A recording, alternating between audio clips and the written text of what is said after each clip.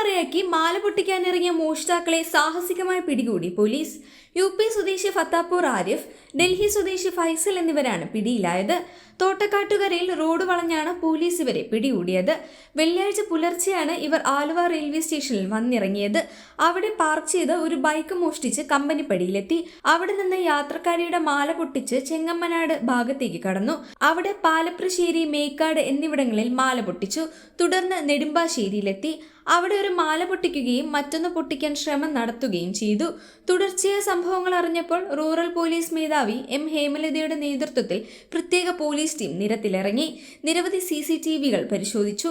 ബോർഡറുകൾ അടിച്ച് പരിശോധന നടത്തി. ഊടുവഴികളിലും മറ്റും അന്വേഷണം ഊർജിതമാക്കി. ഒടുവിൽ ആലുവ ഭാഗത്തേക്ക് വരികയായിരുന്ന മോഷ്ടാക്കളെ പിന്തുടർന്ന് തോട്ടക്കാട്ടുകരയിൽ വെച്ച് വളഞ്ഞു പിടികൂടി. രണ്ടിടങ്ങളിൽ നിന്ന് ഇവർ പൊട്ടിച്ചെടുത്തത് മുക്കുപണ്ടങ്ങളായിരുന്നു. മോഷ്ടാക്കളുടെ ബാഗിൽ നിന്ന് കുരുമുളക് സ്പ്രേ, സ്വർണം തൂക്കുന്ന ത്രാസ്, വാഹനങ്ങൾ മോഷ്ടിക്കാൻ ഉപയോഗിക്കുന്ന ഉപകരണങ്ങൾ എന്നിവ കണ്ടെടുത്തു. പൊട്ടിച്ചെടുത്ത സ്വർണവും കസ്റ്റഡിയിലെടുത്തു.